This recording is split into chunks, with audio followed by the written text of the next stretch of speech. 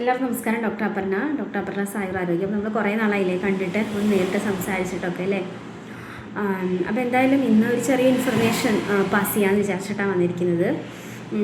മറ്റൊന്നുമല്ല, അപ്പോൾ നമുക്കറിയാമല്ലേ, ഭയങ്കര ചൂടാണ്, നമ്മുടെ അന്തരീക്ഷം ഭയങ്കര ചൂടാണ്. ഞാനിപ്പോൾ നിന്ന് സംസാരിക്കുന്നത് പാലക്കാട് ജില്ലയിൽ കൊട്ടേക്കാട് എന്ന് പറഞ്ഞ സ്ഥലത്താണ് കേട്ടോ. അപ്പോൾ ഇവിടെയൊക്കെ ടോപ്പ് മോസ്റ്റ് ചൂടാണ്.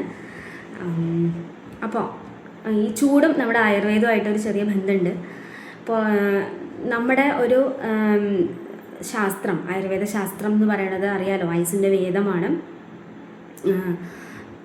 ഓരോ വ്യക്തികളുടെ ശരീരഘടനയ്ക്കും മാനസികമായ ഭാവങ്ങൾക്കും അയാൾ ജീവിക്കുന്ന ജീവിത സാഹചര്യങ്ങൾക്കും ഇടപെടുന്ന മറ്റ് വ്യക്തികൾക്കും അതുപോലെ തന്നെ സീസണലായിട്ട് നമ്മുടെ അന്തരീക്ഷത്തിലെ ചെറിയ ചെറിയ വ്യതിയാനങ്ങൾ പോലും കൺസിഡർ ചെയ്തിട്ടാണ് ഈ ഒരു ശാസ്ത്രം, നമ്മുടെ ആയുസ്സിൻ്റെ ശാസ്ത്രം, നമ്മുടെ ഒരു നല്ല ഒരു ദീർഘമായ ജീവിതം ആരോഗ്യത്തോടു കൂടെ ജീവിക്കാൻ വേണ്ടിയിട്ട് എന്തെല്ലാം ചെയ്യണമെന്ന് ഒക്കെ ഇതെല്ലാം കൺസിഡർ ചെയ്തിട്ട് ഒരു ഹോളിസ്റ്റിക് ആയിട്ടാണ് പറഞ്ഞു വെച്ചിരിക്കുന്നത്.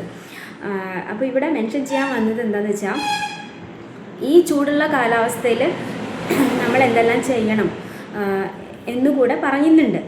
അതായത് നമ്മുടെ ശരീരം തണുപ്പിക്കാൻ വേണ്ടിയിട്ടും അതിന് വേണ്ടിയിട്ടുള്ള ആഹാരവിഹാരങ്ങൾ കൃത്യമായി പറഞ്ഞു വെച്ചിട്ടുണ്ട്.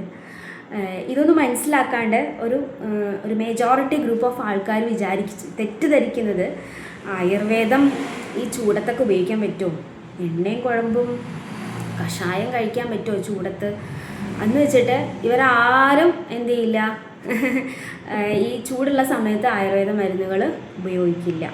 അപ്പോൾ തെറ്റായ ധാരണയാണ് സമൂഹത്തിൽ പടർന്ന് പിടിപ്പിച്ചിരിക്കുന്നത്.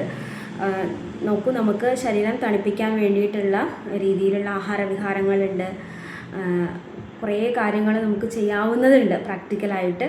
അപ്പോൾ അതിലേക്കൊക്കെ നമ്മുടെ ശ്രദ്ധ ഒന്ന് വരണം. നമുക്ക് പെട്ടെന്നുണ്ടാകുന്ന കാര്യങ്ങൾ മാറണം എന്നുള്ളതിലാണല്ലോ നമ്മുടെ ഫോക്കസ് മുഴുവൻ. അപ്പോൾ അങ്ങനെയല്ല, നമ്മുടെ ശാസ്ത്രം ചൂടുള്ളത് കൊണ്ട് ആയുർവേദ മരുന്നുകൾ ഉപയോഗിക്കാൻ പാടില്ല എന്നുള്ള തെറ്റായ ധാരണയാണ്. ദയവായിട്ടത് മനസ്സിലാക്കുക. ആവശ്യമെങ്കിൽ അത്തരം രീതിയിലുള്ള ആഹാരവിഹാരങ്ങളൊക്കെ പ്രാക്ടിക്കലി ഉപയോഗിച്ച് നോക്കാൻ താല്പര്യമുള്ളവർ തീർച്ചയായിട്ടും ഒരു വൈദ്യനിർദ്ദേശം സ്വീകരിച്ച് അത്തരം ക്രമങ്ങളൊക്കെ പാലിക്കാൻ ജീവിതത്തിൽ തയ്യാറാവുകയാണെങ്കിൽ അവരുടെ ആരോഗ്യത്തിന് അത് നല്ലതായിരിക്കും. That's all. അപ്പോൾ താങ്ക് യു. സപ്പോർട്ട് ചെയ്യുന്നതിന് എല്ലാവർക്കും ഒരുപാട് നന്ദിയും സ്നേഹവും കേട്ടോ. ഓക്കെ, മറ്റൊരു വീഡിയോയിൽ കാണാം. Thank you.